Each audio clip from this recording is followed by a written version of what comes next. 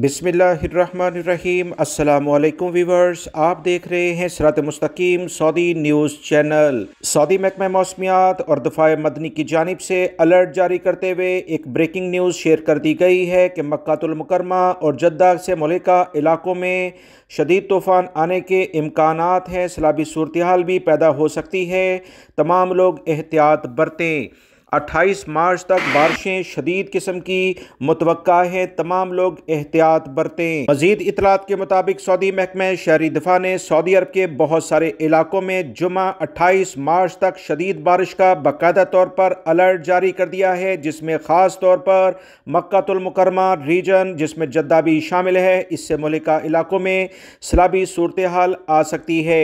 Saudi महकमा शहरी दिफा ने बयान में शहरियों को एहतियाती तदाबीर इख्तियार करने का मशवरा दिया कि ख़ुद को महफूज मकामात तक महफूज रखें।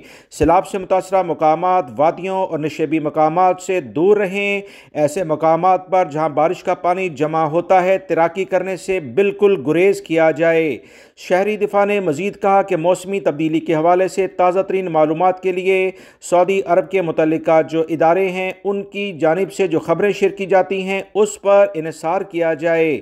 बयान में मजीद कहा गया है कि मक्कातुल मुकरमा रीजन में दरमियाने दर्जे से शदीद बारिश मुतवक्का है, जिससे सैलाबी सूरत हाल पैदा हो सकती है।